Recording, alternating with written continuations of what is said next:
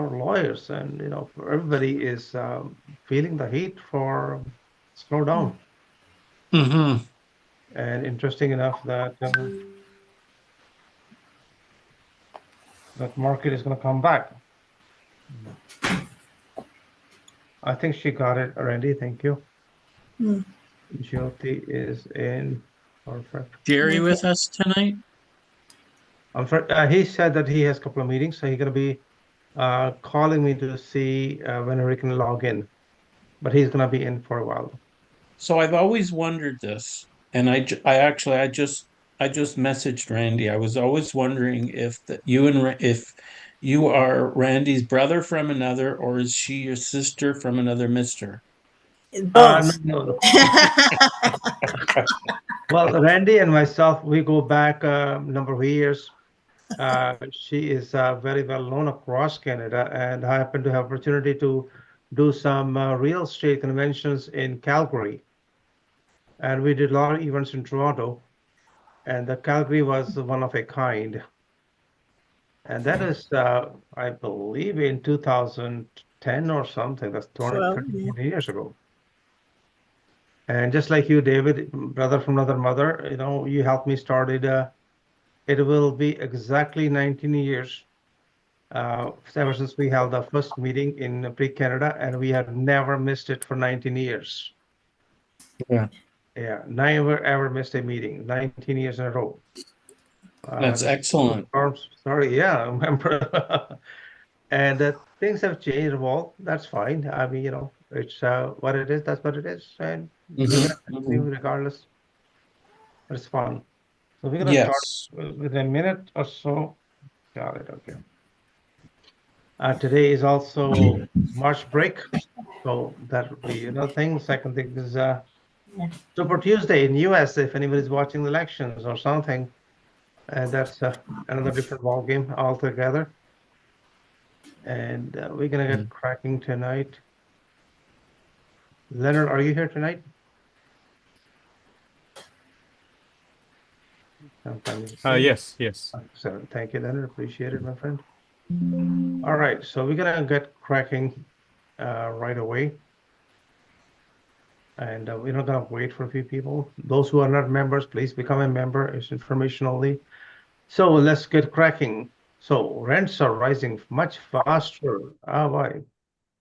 Have you noticed that rents have hit 10% highest again? Uh, that's pretty hefty, 10.5%. What does that tell us? It tells all the investors, excellent time to invest in real estate. Again, as long as you're buying it, invest in property for next 10 years until raised to a certain plateau. I do believe Canadian real estate rental market is going to remain extremely strong, and it will be always a good idea to get in, especially when the market is not doing that great as we speak. This is kind of a funny and kind of story. We are talking about new jobs being created. There's an article came in from, and it was information came part from Stat Canada, over 75,000 people are unemployed in Toronto alone. And that's a pretty huge number. There are shifts happening, IT industry and some other industries, there are being some sort of a cleanup in IT industry as well as some of those high-tech industries. Be aware of it. And what they're doing is they are rehiring the same people. Before that, they used to get a 200,000 salary. They give them layoff, and maybe other companies picking up, which are the sister companies, paying them half the price, 90,000 for a year instead of 200,000, and ask them to do more work. I do believe that some of the IA, when it kicks in, most of the Canadians who have IA version, that's 3-year-old version, by the way. It's not the latest.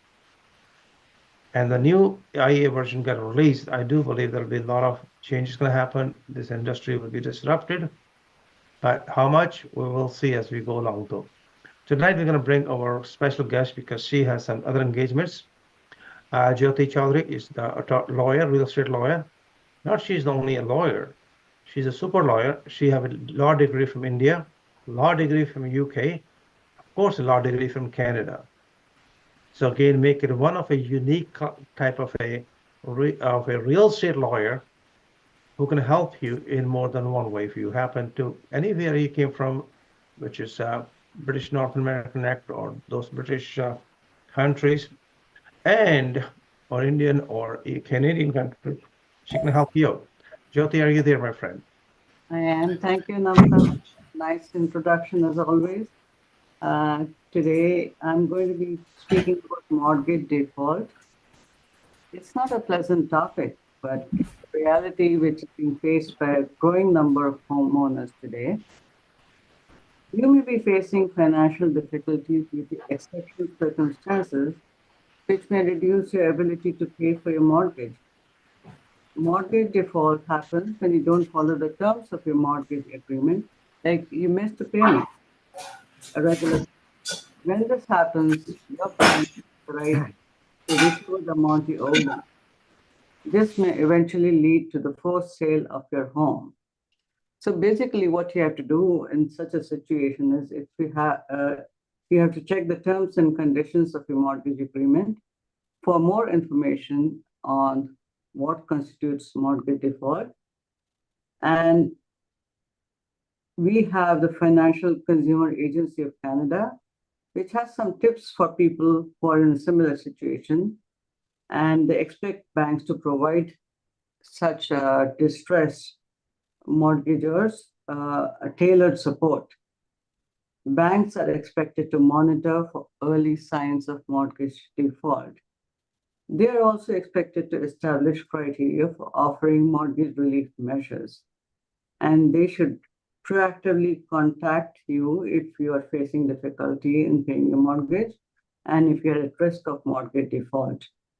They should encourage you to reach out to them if you're concerned you may not be able to pay for your mortgage or are experiencing financial difficulties. They should also provide you with access to mortgage relief measures based on your circumstances and financial needs. And they should provide you with information on the measures so that you can make a timely and informed decision. These measures are important to note, and it may be a good idea to make notes while you can. So the banks are also expected at no additional cost to you to provide you with educational tools and resources to support informed financial decision making and encourage you to seek advice from trustworthy sources and direct you to trustworthy support networks for information advice on financial difficulties. You can contact your bank or your federally regulated mortgage provider if you're experiencing financial difficulties and think you're at risk for mortgage default. Mortgage relief measures may help you if you're at risk of mortgage default. So what is a mortgage relief measure? A mortgage relief measure or a combination of relief measures may be appropriate for your circumstances. And banks are expected to provide you with information and assistance, make the relief measures easily accessible to you, make sure that the information regarding mortgage relief measures is easily available over the phone, online, or in person. So when they are offering you the mortgage relief measures, banks are expected to conduct an assessment of the specific mortgage relief measures that you may wish to consider. This is to make sure that the mortgage relief measures are appropriate and tailored for you. And they are expected to also make sure that they treat you with a similar level of care and attention as others who are at risk of mortgage default. They are also expected to be fair and equitable in their dealings with you. And they should offer similar mortgage relief measures to you as others with similar circumstances and needs. But the important thing is, before you consent to a mortgage relief measure, your bank is expected to provide you with information, and they must do so in a manner that is clear, simple, and not misleading. So what are the banks expected to tell you? They are expected to tell you the outstanding amount you owe on your original mortgage agreement before the mortgage relief measures take effect. And they should also tell you the impact of the mortgage relief measure on the total cost of your mortgage in dollars, and the impact of the mortgage relief measure on your original amortization period. They should also let you know your new payment amount, due date, and frequency, and also your new interest rate and type. For example, if it's fixed or variable. And they should also let you know the date on which the change will take effect. So banks need your express consent before you accept a mortgage relief measure. And if you're at risk of mortgage default, your bank is expected to offer either one or a combination of relief measures. And they are expected to offer the most appropriate mortgage relief measures for you. And they're expected to do it as soon as possible. So basically, what you and your bank need to do is agree to a mortgage relief measure that impacts your mortgage payments. So the bank may say, okay, you can go ahead and miss one payment.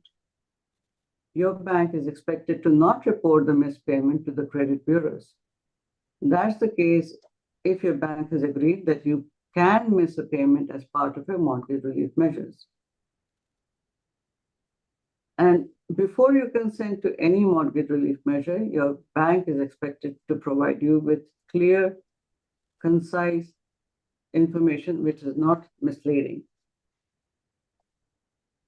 And like I mentioned earlier, banks need your express consent before you accept a mortgage relief measure.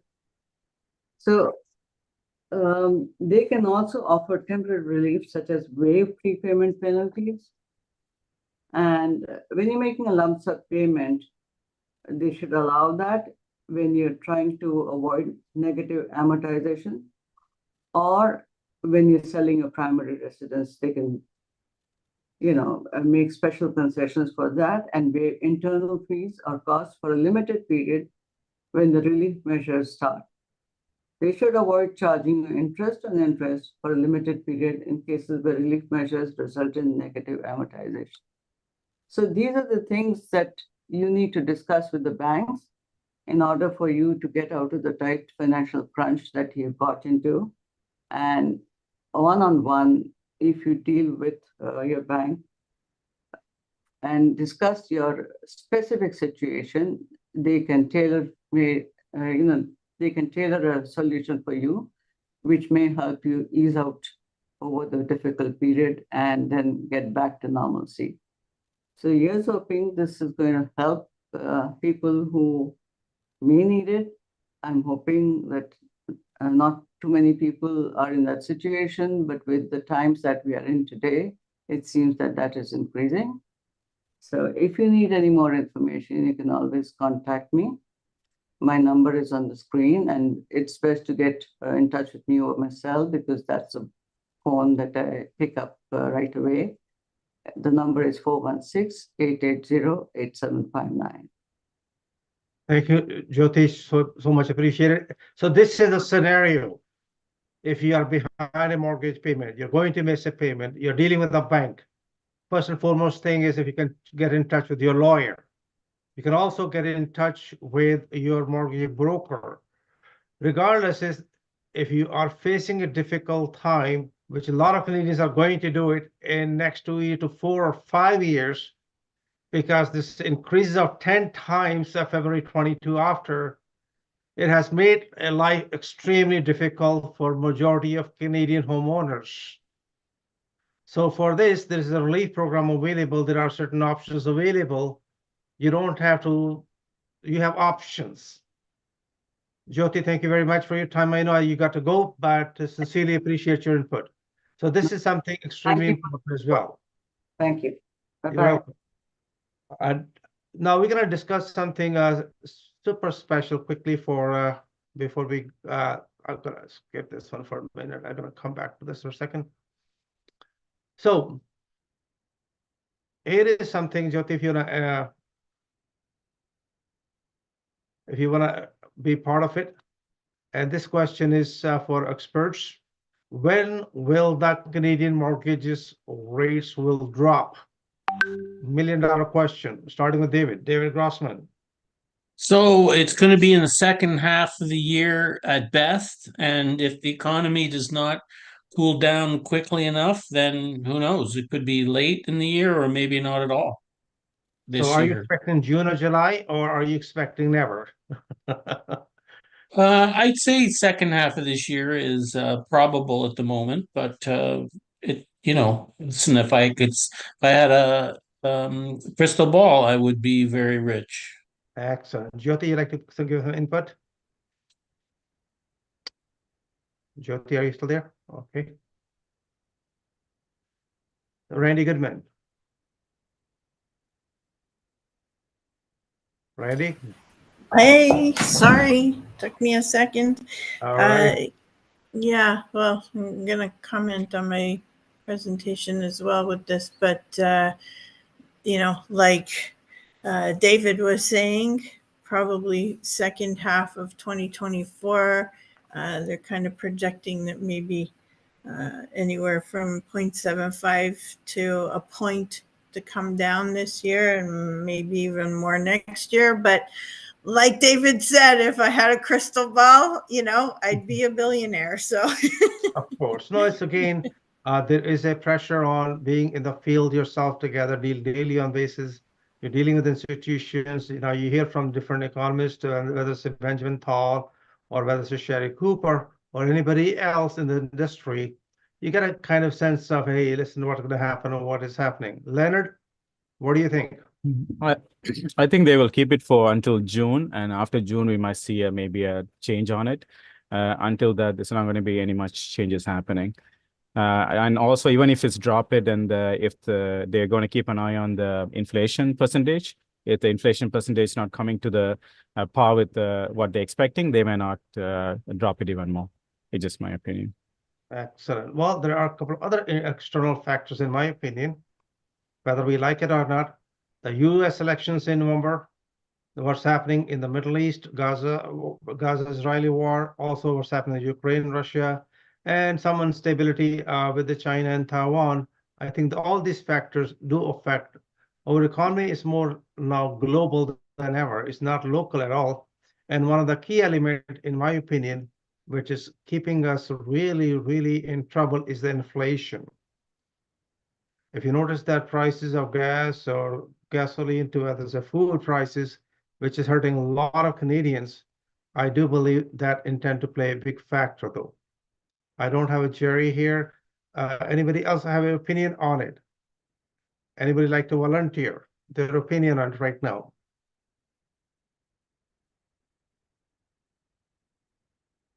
I guess not. Well, the way I see it, the mortgage may gonna drop in the middle of either June. Around that timing, in my opinion, it may be a small drop to begin with to see how the market goes. If the market does not reheat up, especially real estate, and it is affecting us all, regardless whether we like it or not. This is a tough gig. I do remember 1981 when I got into the business, interest rate were 22%. But when you didn't know any better. But the good thing is there are a lot more opportunities out there. There are a lot more opportunities out there. So I'm gonna go back to, I'm just gonna, here where we are. So this is something which more or less can give you a bit of an idea what is happening in those big boys. Are there big foreclosures happening across Canada? Are these big boys, so-called builders, are they getting hurt? Are they feeling the heat? Yes, there are quite a number of them. These are in the Western, like the reason I picked up two particular cities is Vancouver and Toronto. And if you look at these projects, why are they facing foreclosures or what they have to go through? It's very unfortunate, but it's time. It's the red flags. Now, whether it's a 28-story building in Vancouver West, whether it's a project on Blue Mountain Street, whether it's in 1380 Broad Street. Some of you know Broad Street is the major business street in Vancouver. These are in trouble. And let's talk about what exactly is the problem. In my opinion, the biggest problem is the red tape. Now, we wanted to build something, and now we have to wait 2.5 years. Yikes. And there's no such thing as a quick relief. What's the problem is? Paperwork, municipal fees, zoning, permitting, bureaucrat, delays, development prohibition, you name it. And I don't believe, in my opinion, the problem with that so-called creating a lot of new houses is gonna be overnight. It's gonna be long line, unless they start asking private investors or investors like you and start giving some sort of incentive apart from the GST or HST only. It's gonna take a lot more than that to create the problem. Here is scenario. How bad is rental situation in Toronto? It's ugly. It's super ugly. Can you imagine a bachelor apartment? They want $4,000 and they're renting it bed by bed, $1,000 per bed. A single bed, a small room. It's supposed to be one person living there. Why? Because there's a huge demand for it. And again, there are some, I don't want to say landlords, I don't know what to call them up, who are taking advantage and exploiting the situation and taking advantage of those fellow poor Canadians who are in a situation they can't afford. And it is horrible, in my opinion. Just thought I'd share with you my real personal view. Here is the situation with the basement apartments across Canada. How many basement apartments have been built?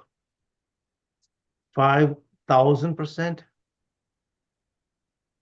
Oh my Lord. And 200% last 2 years? Now, what does that tell us? Well, they don't give enough incentives to build rental buildings.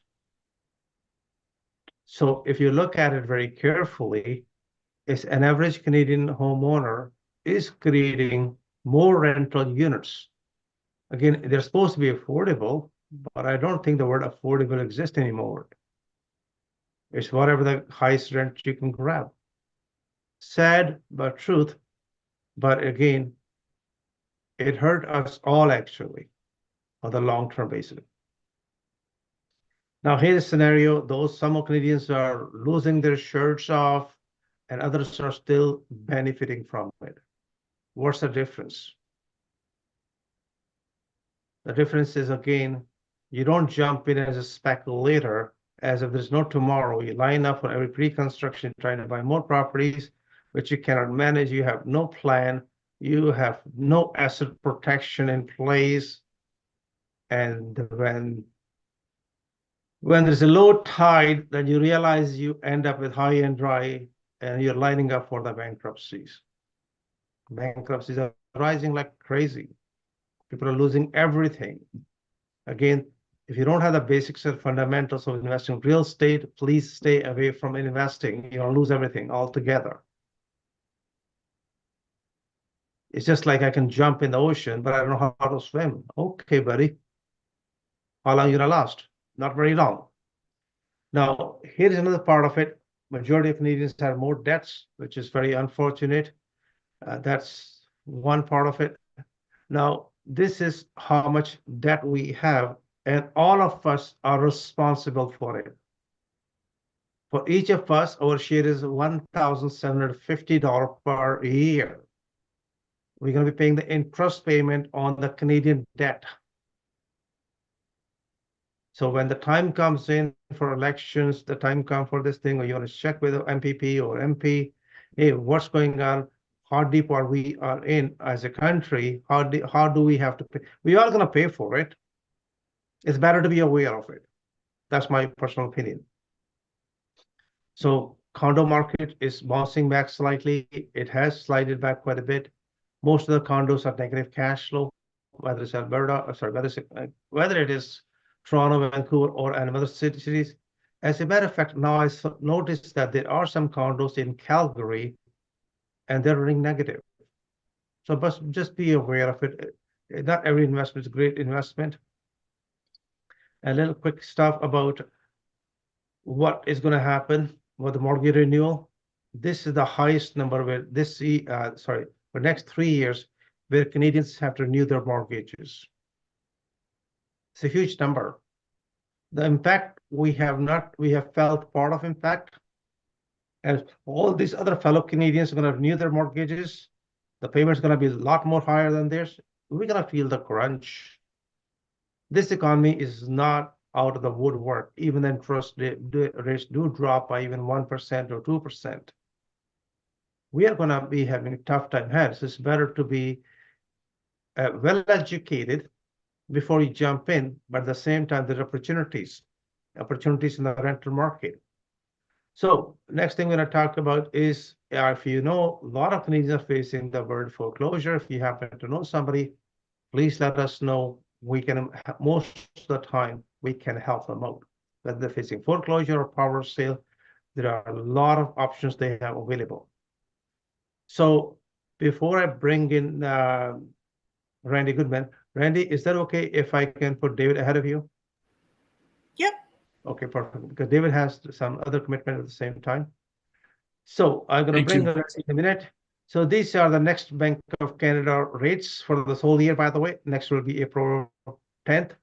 If you notice that there are two types of interest rate announcement. One is called interest rate announcement, and the second one is called interest rate announcement and monetary policy report.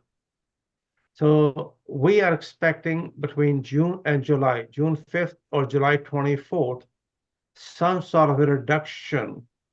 That's expectations only.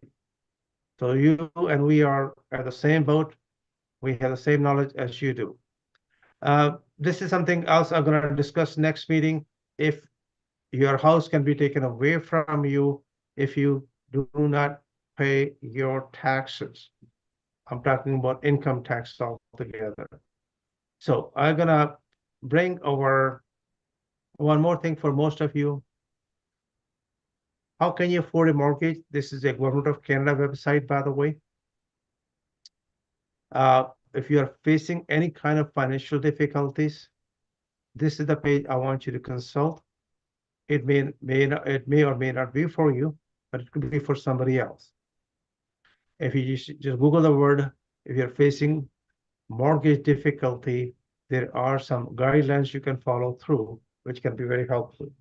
So having said that, we are going to bring our brother from another mother, David Grossman, and David Grossman has something exciting to share with us tonight.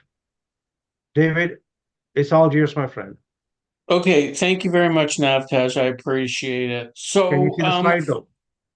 I can see it. Thank you very much for bringing the slide. Okay, so great. Okay, so first I'll start off just talking about rates because you were mentioning that. So what I've been hearing, it's interesting to see what you're saying about the Toronto economy and jobs being down in Toronto. I guess at one time, before COVID, it was very important to be in Toronto. People work together in office buildings. And that's changed. And I know that even after COVID, some people moved back to Toronto, but I think there's probably a lot of vacancy in these office buildings, I would assume. And it's interesting that there's an employment problem in the city of Toronto. I did not know that. But as far as rates go, I think that, like generally speaking, the economy and the inflation is still too hot. So there's talk about possible delays. I mean, it's all speculation. It really doesn't matter. If you want to get into the market, if you can afford to get into the market, there's money around, there's good opportunities. I'm seeing the market starting to heat up a bit. I had a pretty quiet January and February, and all of a sudden in the last few weeks, people are coming forward. They're making deals to buy properties. So the spring market is coming around. So, was there anything else on that, Naftaj, before I get into what this slide is about? It's basically a I think that's reverse all good. mortgage. This is all Okay. good. Just you can go with the reverse mortgages tonight. Okay, sure.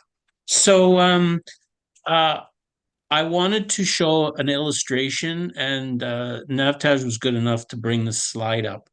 And what is the purpose of? So basically, who knows what a reverse mortgage is? Is it okay if I put that out, Navtaj, to Sure, the please go ahead. who knows what a reverse mortgage is? Anybody?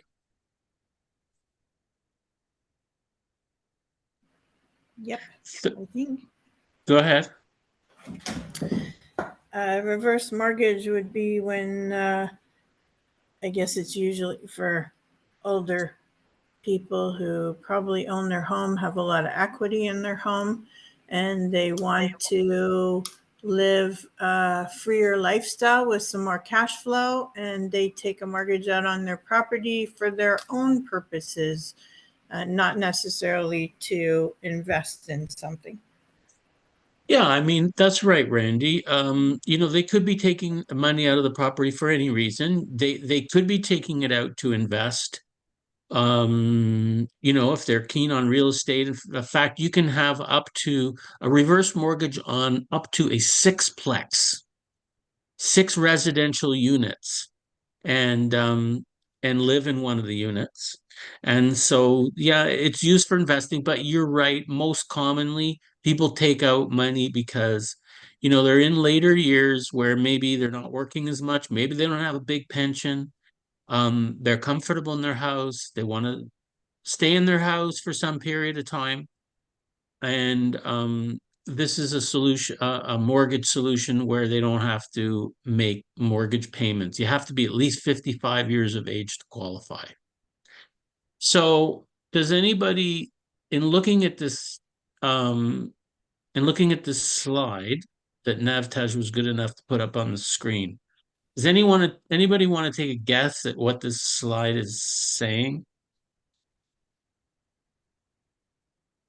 I will tell you the most common objection I get from people when I talk to them about the reverse mortgage is they say, well, if I don't make mortgage payments, I'm really worried that all the equity in my house is going to disappear and eventually the bank's going to throw me out on my bum.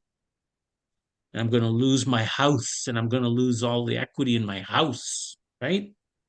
Anyhow, so what this slide shows essentially is that when you consider the fact that your house is likely to appreciate each year, and in this particular, um, let's say, sample illustration, we assume that house prices are going to increase by 3%. If you can see somewhere near the top right, it says annual home appreciation, 3%. So that's important. I think Randy or any of the real estate pros could probably validate yes or no. I'd say that on average in Ontario in the last 20 to 30 years, real estate values have gone up by probably 5% per year. Would you say that's reasonable, Randy? I'm Or not sure anybody? the exact percent, but they've definitely gone up Yeah. quite a bit. Yeah, so the real estate goes up a lot over time, and we know there's continued demand for real estate with all of the immigration and everything, and that's why we're probably all on this call because we know real estate is one of the best places to put your money. So, in this case, we assume 3% increase of the house value. So we assume that the house is worth $1 million. You can see sort of in the middle on the left, home value today, 1 million. And if it increases by 3% every year, then in 10 years, the house is going to be worth 1.34 million. If you can see that, 1,343,000. That's on the left sort of side of the page in 10 years. The reverse mortgage, let's say you borrow $381,000, 381,500. That's for a borrower who's probably in their, mid to late 60s. Maybe they come and they say, okay, we want to, we need money. We need it to maybe pay off other debts. maybe pay off a mortgage on the house. Maybe they want to borrow money to help their kid with a down payment.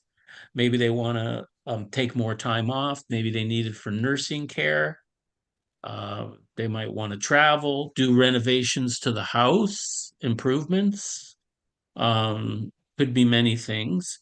And so they borrowed $381,000. And in this scenario, where the interest rate is actually fairly high, and I think it's showing on the slide for not intentionally, but it's actually right now the 5-year reverse mortgage rate is 8.5%. So it's fairly high, but you can take shorter term. I would suggest you go with the 3 years, and that way it's just like any other mortgage, it comes down.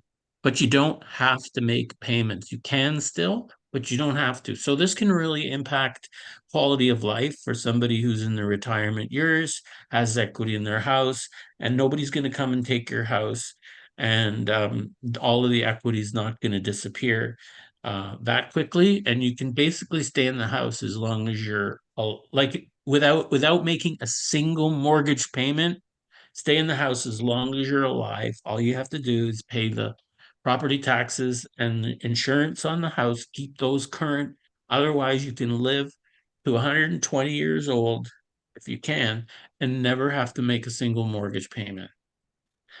And that's the story. Are there any questions about okay, Vladimir has a question. Don't pay interest and no payments, right? So that is the definition. Essentially the definition. Don't pay interest and no payments, right? Just the property taxes and the insurance have to be kept up to date. Otherwise, the interest accrues. And if you have money, if you have cash, you can pay the mortgage. But you don't have to.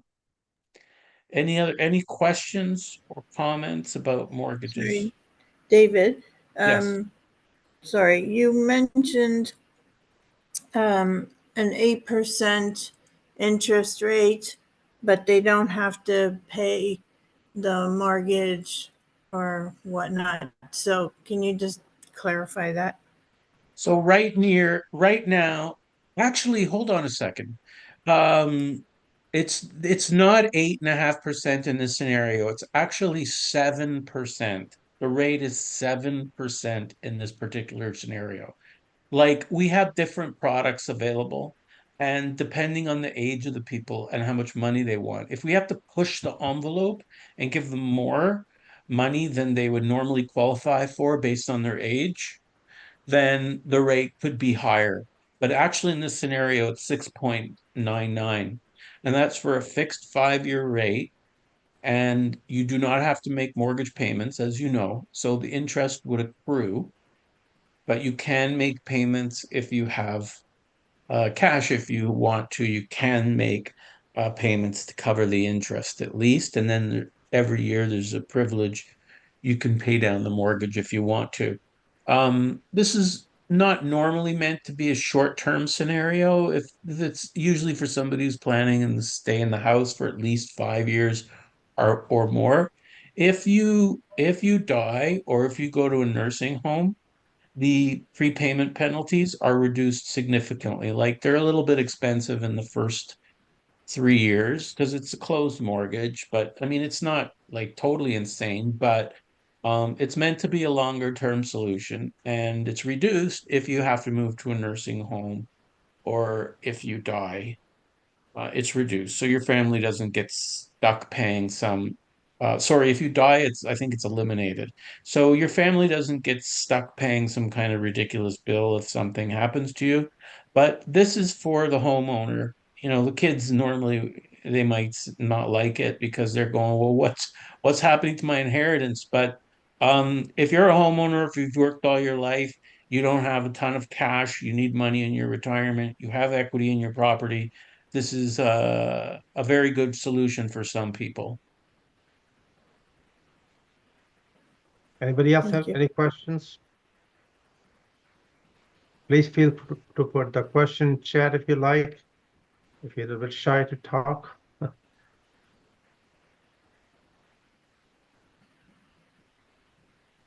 Okay. If you're 80 years old and above, you get 50% equity in the house, I suppose. Yeah, I think you could, you can even go up to as maximum 55%. So basically, they look at your age and they look at the value of the house. And that's how they determine how much they're going to lend you. And yeah, eventually, when you sell the house, you pay the interest, but you can pay it sooner if you have it to keep your interest costs down. You can make payments towards the mortgage. Correct. Hi, David. This is Savvy. Can you hear me?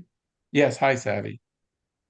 Yeah, just have a question. Like for this reverse mortgage, do you have to pay off your house first and then you can qualify for reverse mortgage, or you can qualify for the payout also? Like for example, you already have a left mortgage on your house and you're going for a reverse mortgage. So if you already have a mortgage on your house, the reverse mortgage does have to go in first position. Okay. So if you have another mortgage on the house, that would need to be paid off from the new mortgage. Okay. They won't go in second position.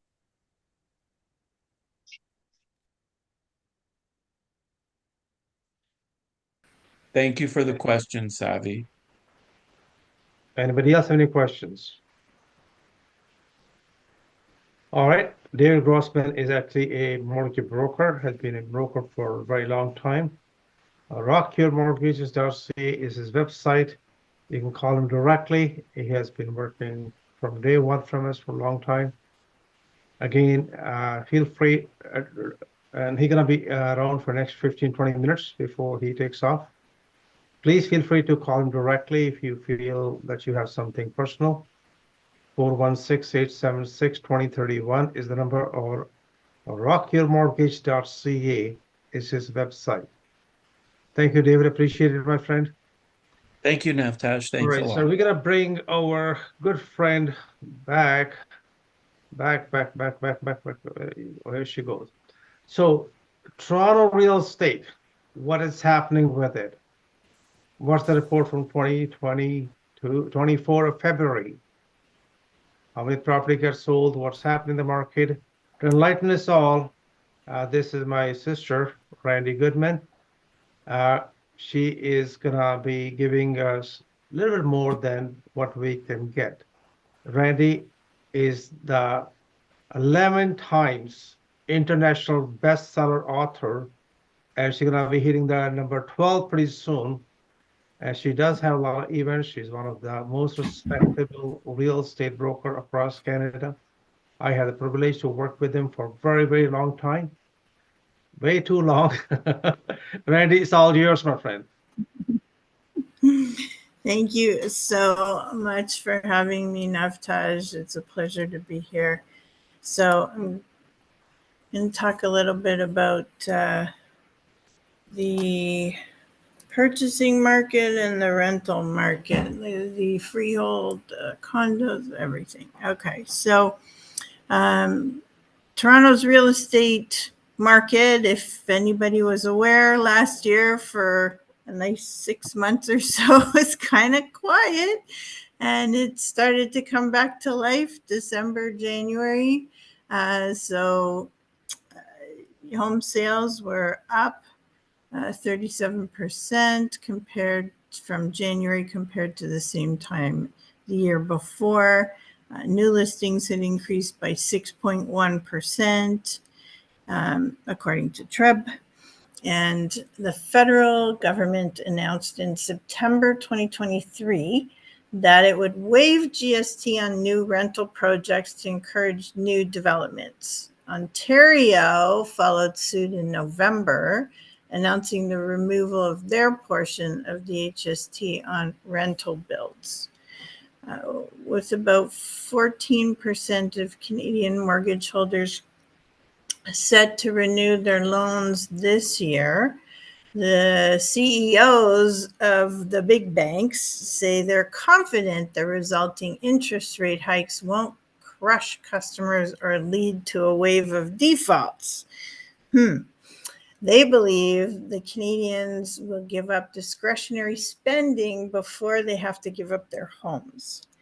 The big banks expect roughly a $300 to $700 payment increase to the average mortgage holder in Canada when they go to renew. 2024 and 2025, we're probably looking at about 2.2 million mortgages due for renewal. That's nearly half all Canadian mortgages. And many of those were signed at the low rates that we had during COVID. So Canadian mortgages are typically signed up for 5-year terms.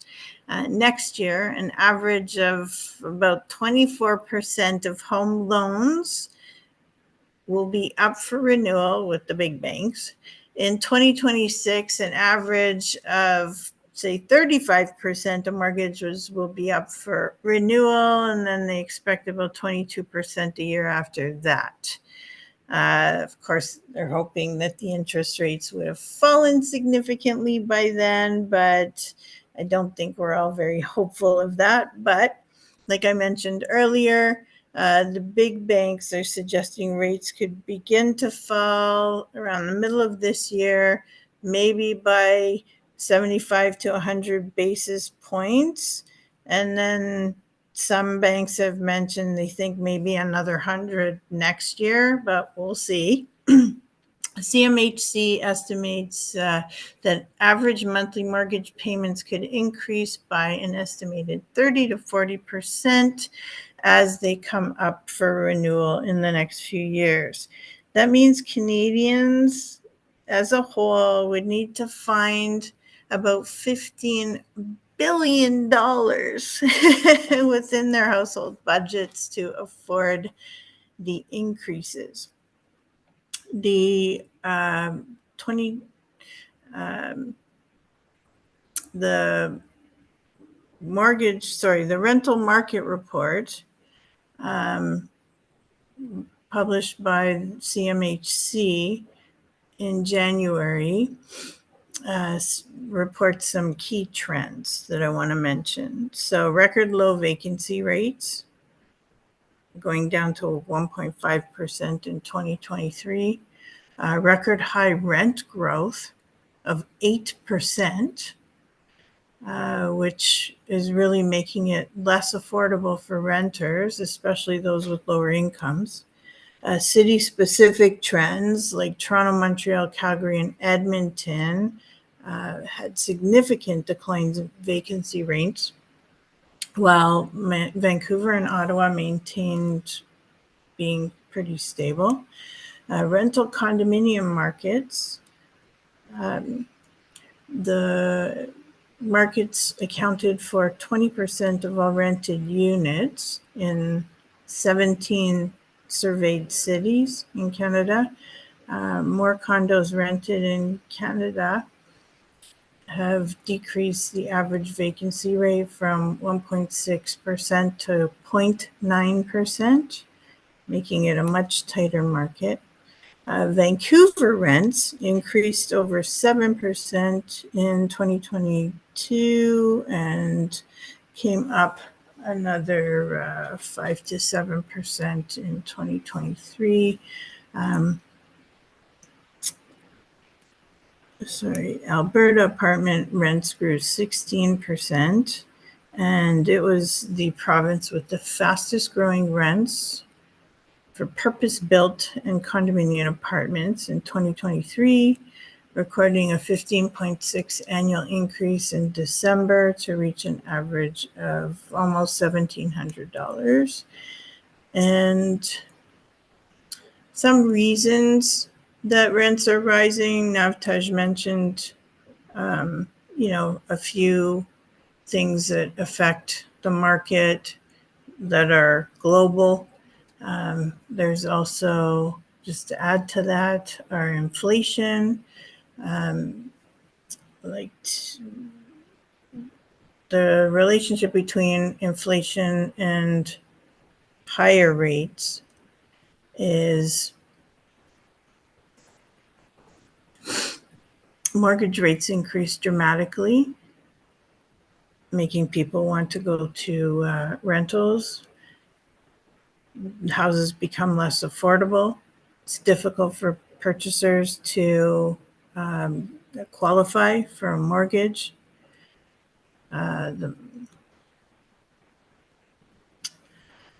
And rapidly rising rental rates are being brought on by an increased stress and competition in the property market and lesser average rates in rental property. And we also have shortage of construction, which we know there was a huge slowdown during COVID, starting to pick back up. And then, when you have that shortage, not only do you have a shortage with people being able to find housing, but also the investors are having a shortage in properties they can invest in. I know a lot of investors like to jump into the pre-construction market or the new homes. People are wanting luxury. They want nicer places to live. And migration patterns. So not only are we getting a lot of immigration, but we're having people migrate to different parts as well. You probably noticed, we're hearing a lot of people moving to the Maritimes or, going to Alberta or different places. So they're moving around a little bit. Increased interest rates, of course, are affecting and causing a financial barrier. And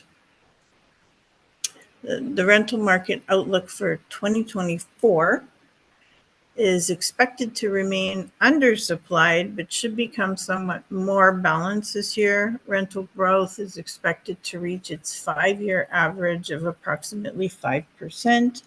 Rental demand is expected to remain strong, but may moderate compared to 2023 due to a slowing economy, a reduced number of non-permanent residents, and an improvement in home buying activity as interest rates decline. That's what I've got for you today. All right. Thank you, Randy. Thank you once again. Randy Goodman is the top-notch broker in Toronto. She does all kind of real estate, by the way, whether it's a commercial, residential, or new construction.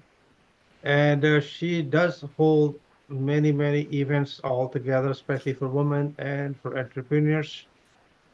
Please get in touch, 647-284-7601. randygoodman.com is the name.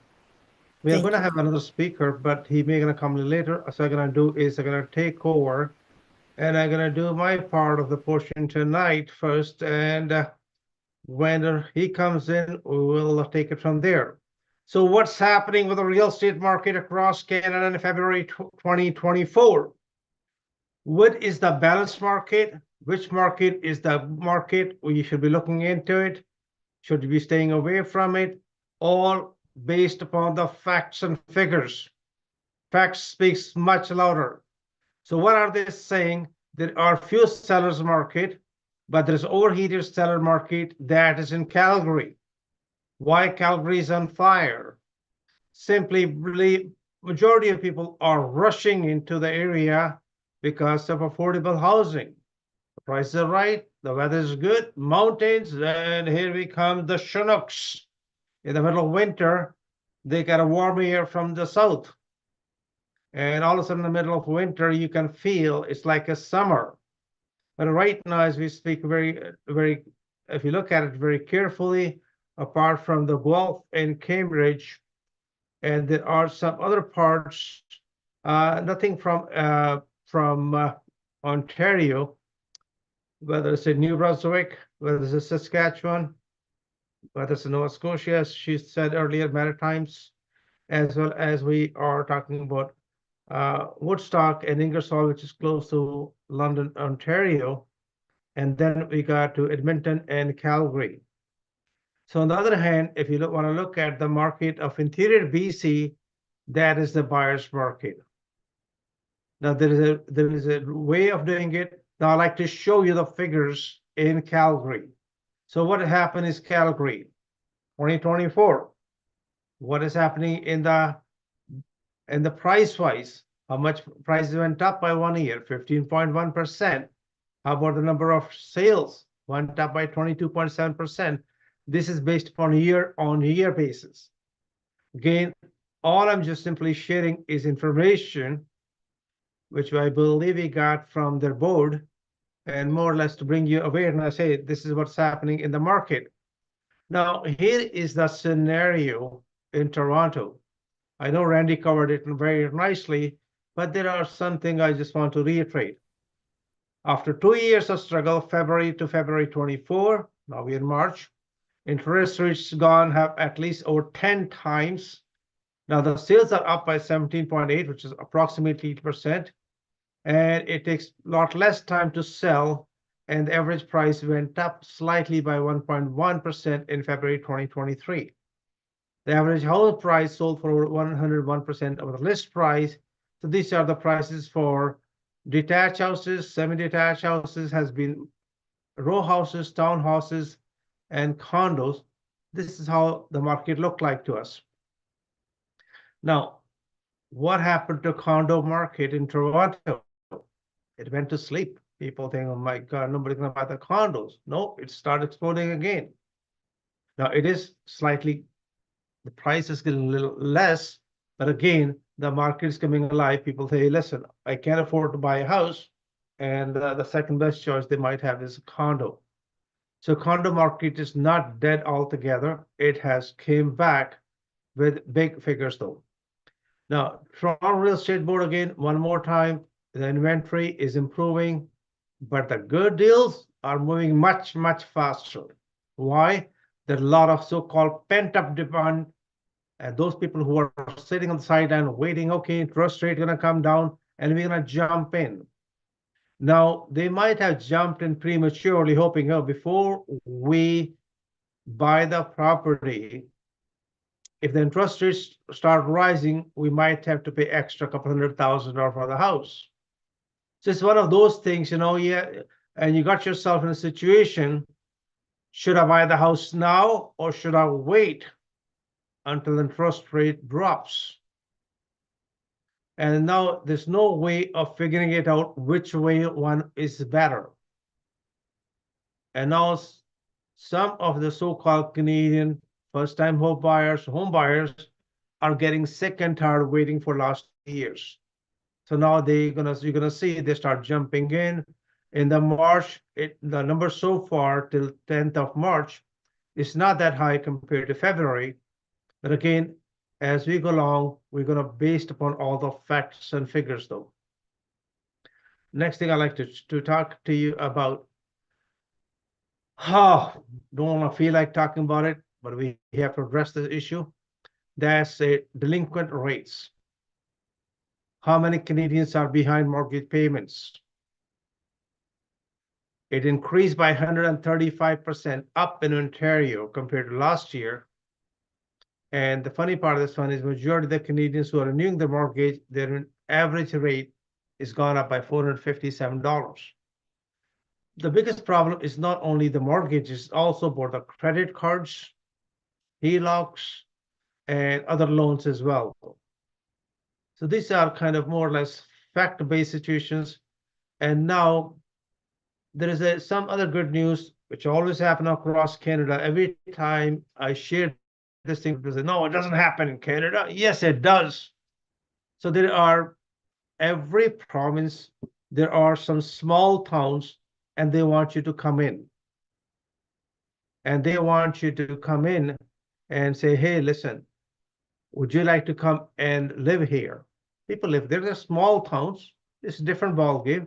And they'll sell you a lot for $10 or $1. And what do they want in exchange from you? They want you to build it and live in the house. They want you to more or less stimulate the Canadian economy. In Cochrane, Ontario, they have 1,500 eligible lots. So ever since this news has been broken, they have received over 3,000 calls. Would that be a good investment for you? Is an opportunity for you? It's entirely up to you to decide whether you want to go to Brandon, whether you want to go to Saskatchewan or Manitoba, or whether you go to Alberta or New Brunswick. These are smaller towns. And they have some industry, by the way. It's not there out of nowhere. They have different type of industries. If you are okay and you want to raise your family in a small bedroom community, hey, that could be opportunity for you. Here is a twist in Canadian real estate and the litigation.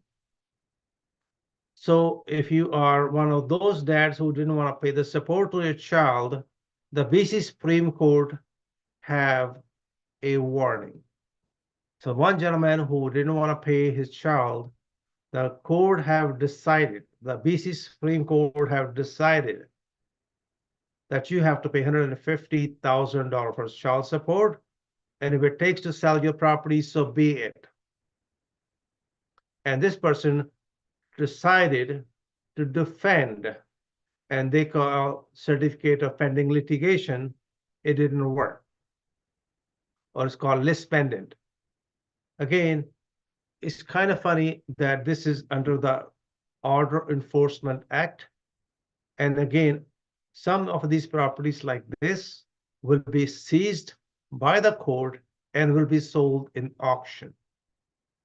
Does it offer an opportunity for us in a way? Yes, it may, but it depends exactly which court is deciding it. This piece of property happened to be Richmond in BC, in Vancouver area. It's again reasonably good area, and I do believe that's the fair thing to send a message to those people who are not supporting their children, though. This is something, is the tax time coming soon? Majority of the Canadians have no clue about the taxes. So there's a free clinic available. If you want to review your taxes from past 10 years, you may be able to you might be able to get some refund.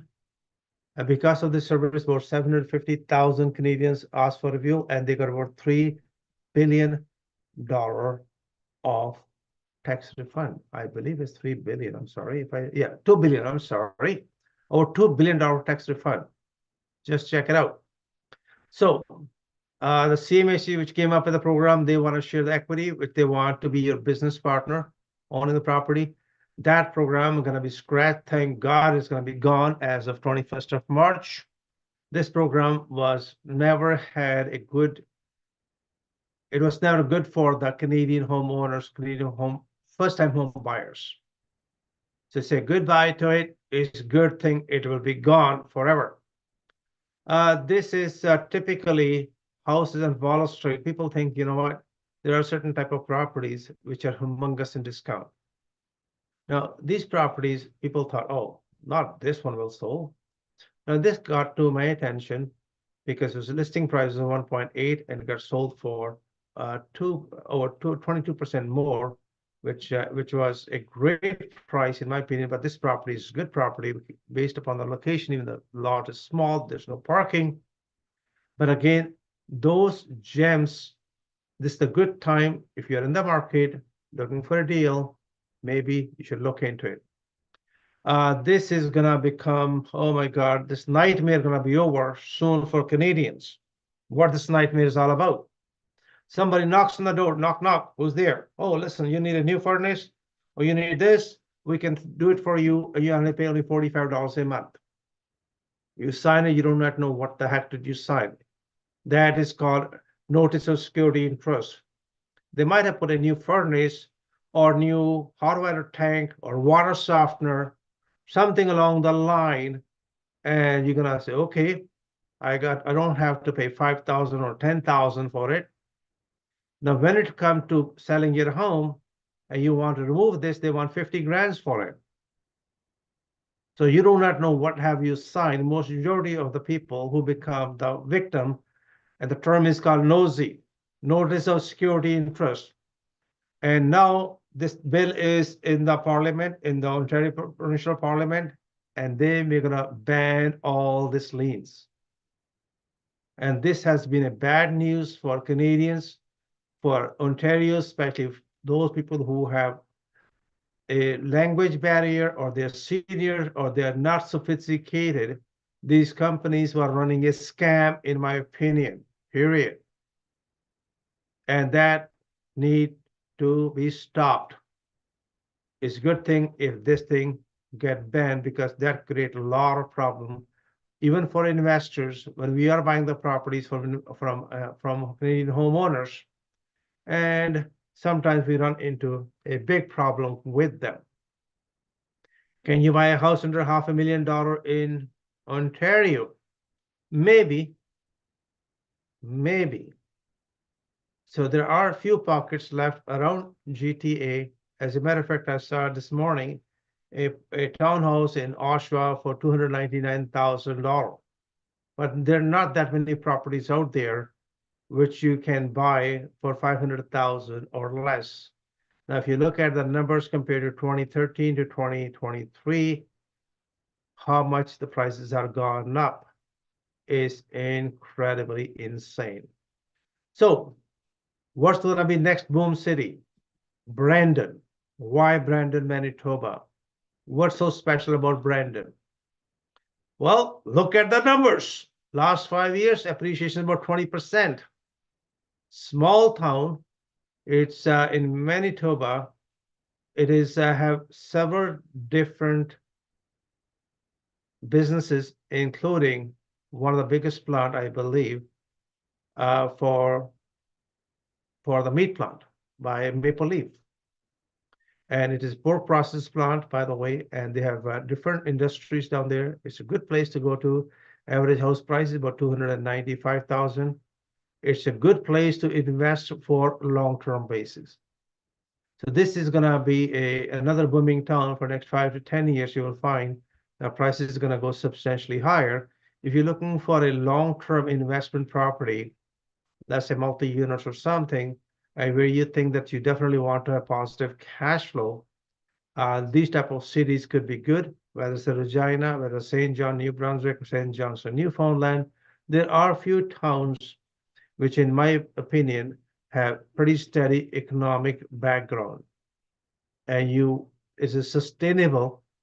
It will not be going crazy, but it's going to be a steady income for long-term basis.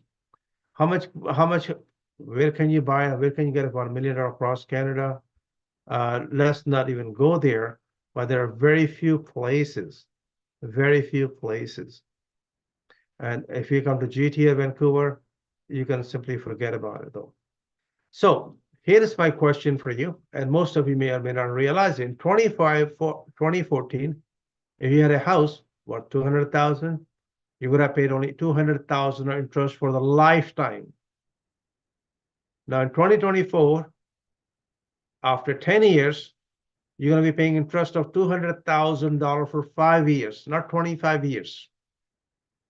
So what does that tell you? It costs you how many times? 5 times. You're going to be paying about $1 million. So what kind of interest you're going to be paying in 2034? What does that mean? Is that time for you to what? Think about buying real estate, at least a principal residence? And I don't believe that things are going to go much lower or cheaper. I do believe the interest rate may going to stabilize at 4% or so, or 3.5% to 4%, maybe 4.25%. But be aware that if you're only waiting for interest rate to drop while the prices and the demand is higher, be aware of it. So here is a supply in February in Toronto. People were always complaining there's not enough supply, there's not enough supply. No, there was a huge supply available in February, even though we have good February, but March is changing a lot, by the way. When anybody asks you a question, hey, listen, you should buy it. Okay, show me the numbers. How many properties are available for sale? How much you get sold? How much was the last year or last month? So don't become a gullible person because somebody said so. Based upon the fact, you'll be able to make the most intelligent decision every time you get opportunity to do so. This is the sales. So if somebody's talking about sales, what was the best year ever? It's 2021, not 22. Over 121,000 property got sold. What happened 2023? Not even half of them got sold, 65,000, which is more or less the half. So you look at the graph since 1996, it'll give you an idea, hey, where's the market going? Where people buy? People always buy with fear of missing out. We call FOMO. Investors don't fall into it. If you're an investor, you want to keep yourself away falling into the trap because everybody's buying it. There's a big lineup outside the builders of it. Doesn't tell you. Not a sophisticated investor will ever buy that kind of property. That's not the time to buy it. That's maybe time to sell and cash out some of it, but not all of it. So here is something else if you want to know what was an average growth. So when David was asking, or Randy Goodman was asking, hey, about the reverse mortgages, is that okay that we deal with the real facts? What was the price? What was the price and what's the appreciation now? If you look at it from the houses from 2000 to 23, average house price have compounded 6.6, or so you can say 7% if you like, or 6.89 to be precise. Is that a good number? Yeah, even though prices have dropped slightly, or they may gonna drop slightly, so be it. But still, if you look at it, it's better than any other return though. So what kind of prices ranges we have? If you look at it in February 2022, that was the peak. Average house price in Toronto was 1.334, and now we are hitting about a little bit 1 million. If you look at it very carefully, last 2 years, an average property in Toronto was down at least by 30% or so.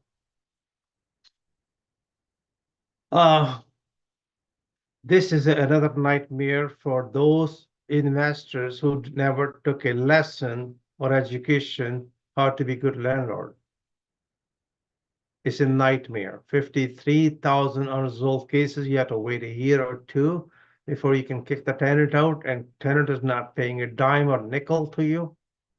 What are you going to do?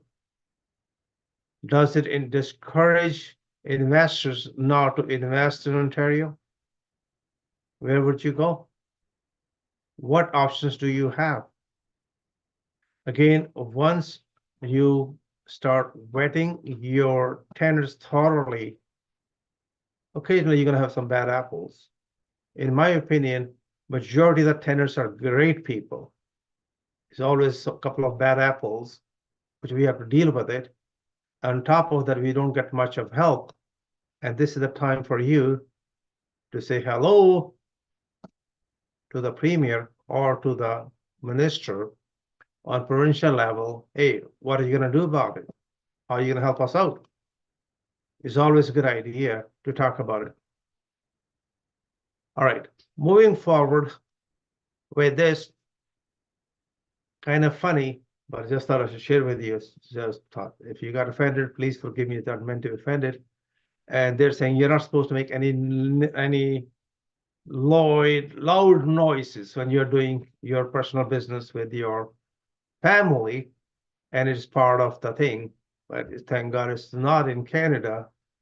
Canadians like to enjoy with their time.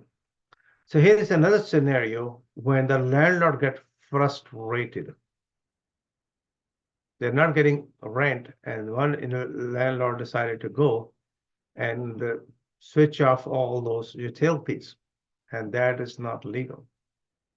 It came pretty much in the news, especially it got my attention when it was reported from the barriepolice.ca that the landlord-tenant dispute end up in an arrest of the landlord. And who made the mistake? Is it fair? If you're a landlord, the tenant is not paying the rent, is it okay that you turn off their water supply or heat or hydro? Tenants might have more rights, and why the police have to jump in. Again, this is something I just thought I'd just share with you out of frustrations that a lot of investors feel in the heat when the tenants are refusing. They are on a strike. They call rent strike. Whoa, nice fancy word. So in BC, they are now saying, we don't want you to flip a deal for 2 years. or we're gonna extra charge you 20% tax on the profit. Now, this is something which is more or less in the works. I don't feel it's gonna fly very well. If you are doing something along the line in BC, you might have to flip a piece of property. There are different strategies you can just use. You need to have your advice from a lawyer as well as CRA, as well as make sure if you're BC, you want to check the laws very carefully. What do they say? And in my opinion, those things can be done, but in a different manner. Instead of calling assignment or flip, you can do a fractional ownership, joint ventures, memorandum of understanding, or there could be some a little bit more creative, which a lawyer can do it for you. I'm not at the liberty, nor I'm an attorney to advise you, but that can be done otherwise, though. So here is in Toronto. No, this is in again in where is it? I'm sorry. These are some of the properties which are gonna go through some difficult time. 3 towers in Brampton, 28-story building in Vancouver, 162 properties in Calgary. Anybody here from Calgary here tonight? Anybody from Calgary? Just say hello in chat if you like. Yes, Anybody I from am Edmond? savvy. Thank you, Tavi. So there are 62 properties in Calgary, about 5 properties, city selling 5 property for $1. That's a different ball game. About 200 our houses in Edmonton. All these properties are looking for attention from investors who are professionals. They know what to do with these properties. In my opinion, there's a huge profit. These are the most profitable deals. Even those 3 large towers in Brampton and the receivership, there's a VTB and the 28-story tower in Vancouver. It's been on Robson. This is one of the beautiful streets in Vancouver, by the way. It's just like Yonge Street of Toronto, a beautiful place. So these opportunities are out there. They are in different formats: foreclosures, receiverships, auctions, derelict, or you can say bankruptcy if you like, but that's what it is. So here is the scenario where people have lost a lot of money. Why? What happened? Why they lost so much money? Well, topping the losses of Burlington. Average hard write-off is about $60,000. Kitchener, Mississauga, Markham, they took about $40,000. Condo owners in Mississauga, $36,000. Victoria, BC, and Barrie, about $28,000. And same thing happened in BC, Halifax, Richmond Hill, and Calgary. And again, prices in Vancouver are rising. Again, demand and supply. So be aware of it. So these are the scenarios where people have lost money, and there are markets where people have lost substantial amount of money compared to February 2022. The only city what you see is ahead is Calgary. Even Edmonton have some losses comparatively. If you want to take a look at a picture or want to take a picture of it, please feel free to do so. The city of Timmins sold 5 property for $1. Again, Cochrane District School Service Administration Board took over for $1.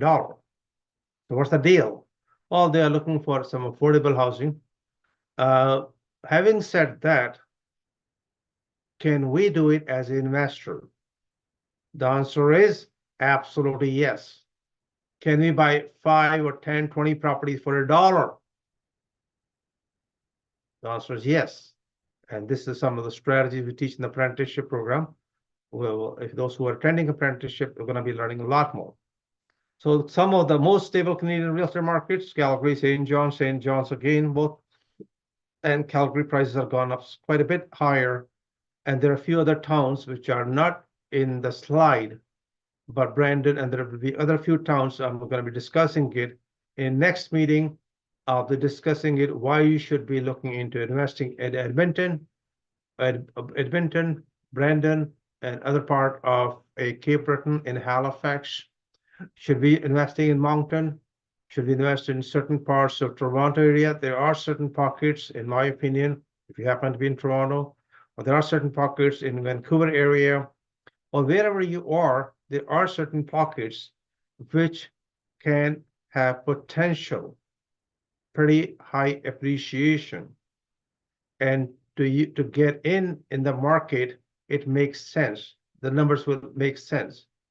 But maybe 6 months down the road or a year down the road, those prices may not be available for you. Again, do your homework, do your due diligence, whether you're buying a single family home or a condo or multi-units, or you're buying some sort of commercial buildings, be aware of it, do your homework properly, get your due diligence based upon the facts only, not opinion.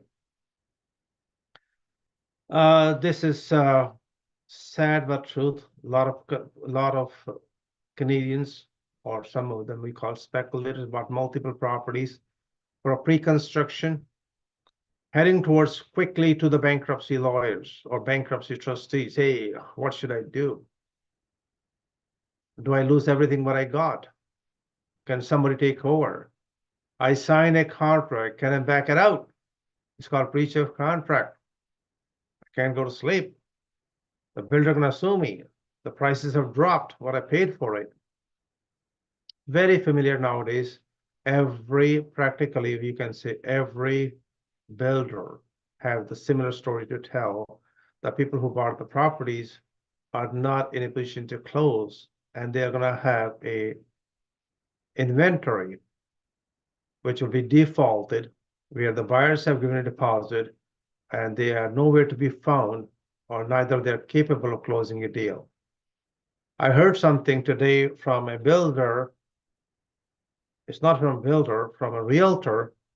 The realtor said that, hey, they sold this houses for 1 million, and the value have dropped by 20%. Now it's 800,000, and builder are saying, listen, leave your deposit there, and I'll keep the deposit. If you're gonna come back and buy the property from me without a realtor, I'll sell you for 800,000, but I will not sue you.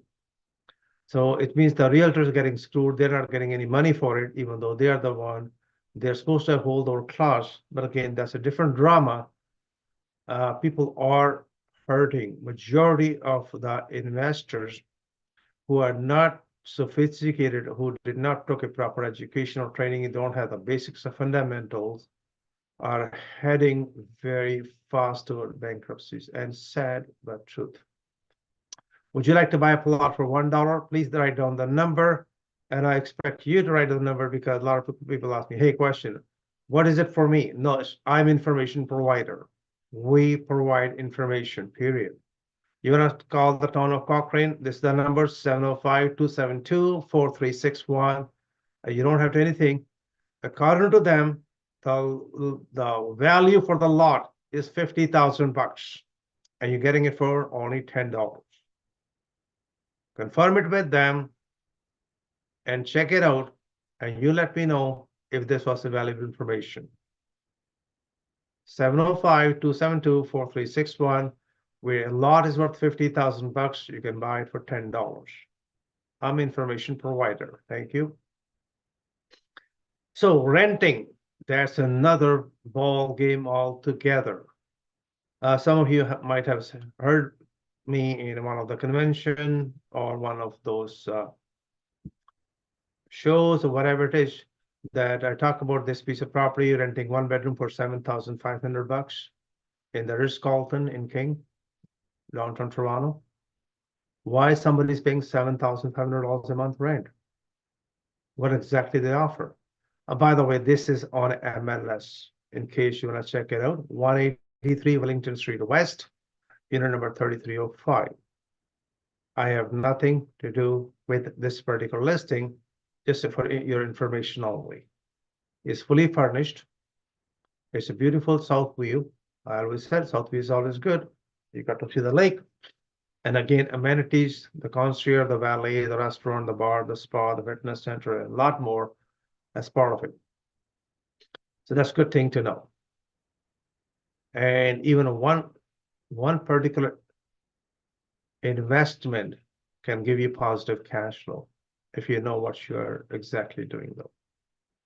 2/3 of the Canadians are waiting for rate to drop before they buy a house. Now, are they waiting or they're gonna keep on waiting? And what else can you do? Here's a scenario. As I said earlier, what do you wed? Interest rate to drop or prices to go up? It's a funny equation. Which way do you want to pay? Which way would you like to pay? Again, there's something else when we talk about it. Here is a sad but very painful truth. Average Canadian family make $140,000. After paying the taxes, this is what they bring home, about $8,000 a month. And these are the expenses they have, and they don't have much money left over. Now, if you notice that very carefully in these payments, we did not mention the thing called food.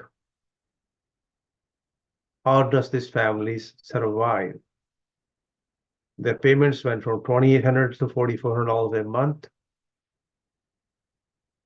That goes their $1,600 a month, which is meant to be for food and other things, expenses. Now, where can they really chop over expenses to get that kind of money? Should we get rid of the one car? Or what else can they do? There are a lot of Canadians who are caught up in this scenario. How long can they survive? Would that make sense? Instead of paying about $5,000 or about $6,000 a month toward the mortgages and no food, or you rather rent a place and get rid of the place. So next 3 to 5 years, you're going to see a lot of families going to cut out with this scenario. Painful but truth. There is programs I will be offering. I'm going to do is create about 15 or 16 YouTube videos. Instead of asking you to pay for it, I'm going to have most of you have it for free. Would that be good? Especially for first-time home buyers, what programs are available, how you can utilize different strategies, and what you should not do. And make sure whatever you do, at least you have multiple options before you get into a real estate market. Check before you invest. There are a lot of programs out there. People are asking you to come in and invest money, or double up your money, triple up your money. Be careful. Check with the Ontario Security Commission or Security Commission or which province you're in, and check it out if this property or this company is okay to invest. Those who are talking about real estate, I mentioned about 7%. If you look at for the last 50 years, average appreciation is about 7.5% in Toronto and GTA itself, even though no matter how many booms and bursts we had, whether it's a dot-com bubble, whether it's the oil crisis in 1979, where Alberta had the brutal real estate burst ever, where people were leaving street after street. Calgary, Edmonton was becoming almost a ghost town. And people wanted to give out your property for $2. And there was a terminology called gypsy foreclosures. Gypsy. It was very interesting that a lot of Canadians suffered a great deal during that time. And again, time changes because those Alberta which was based upon different industries, had a newfound wealth in oil. When it went backward, it hurt a lot of people. So those who are not familiar with it, there are a lot of grants available for real estate, business, and your credit has to be good.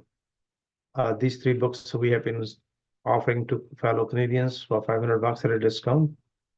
When this evening is over, so is this offer. So some of the field trips coming up soon. Those who are interested in it, you can text us, we'll let you know. Jerry Hogenhout, are you here yet or no? Anybody have seen Jerry? Jerry Hogenhout? Perhaps not. So what we're gonna do is tonight is gonna open up a channel for all of you for next 15 minutes where you can discuss, you can different topics, you got any questions. A couple of people are here, they'll be happy to share. We have a bunch of superstars here. These superstars are those people who have done deals all across Canada. They're always looking for other people to come into the projects, whatever is available. They're happy to speak to you. Does anybody have any questions? Please feel free to ask before you open up for the break room where you can network with each other. Anybody have any questions?